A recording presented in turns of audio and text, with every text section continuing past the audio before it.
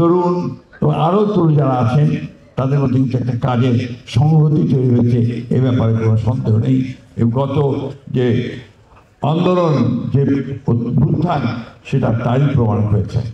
আমি প্রায় বলতাম যে কোথায় আমি তো তরুণদের দেখতে পাই না, আমি ঢাকা বিশ্ববিদ্যালয়ের সেই ছাত্রদের দেখতে পাই না, আমি দেখতে পাই না যে একটা অন্যায়ের বিরুদ্ধে ঢাকা বিশ্ববিদ্যালয় থেকে একটা মিছিল বেরিয়ে আসছে।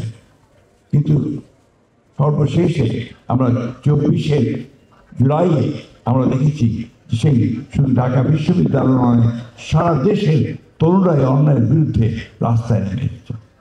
আজকে এখানে অনেকে হতাশা প্রকাশ করেছেন।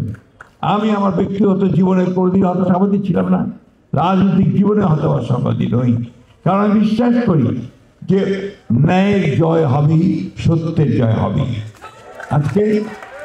আজকে আমার আবার বলছি, আজকে যে সংকট তৈরি করেছে এই অন্তর্বর্তীকালীন সরকার, ঐক্যমত্য কমিশন, আমি বিশ্বাস করি যে এই সংকট কেটে যাবে।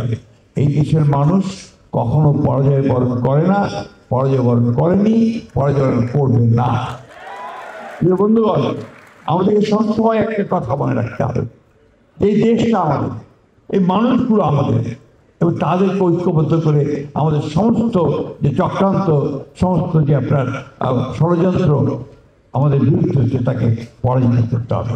এখানে আমরা বিভিন্ন দল করতে পারি, বিভিন্ন মত থাকতে পারে, বিভিন্ন পথ থাকতে পারে, একটা বিষয়ে আমরা সবসময় এক ছিলাম, বাংলাদেশের ব্যাপারে সবার আগে বাংলাদেশ, এ ব্যাপারে আমাদের কোনো সন্দেহ নেই।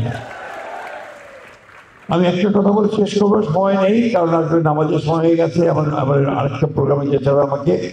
শুধু অবশ্যই একটা কথাই বলবো, সরকারের কাছে আহ্বান থাকবেন, যা হওয়ার হয়ে গেছে আপনার দয়া করে ওই সমস্যাগুলো সমাধান করে যাতে সবাই একসাথে আমরা নির্বাচনের দিকে যেতে পারি, এই সমস্যার সমাধান করে আমরা জনগণের কল্যাণের জন্য কাজ করতে পারি, সেই পথে দিয়ে চলুন।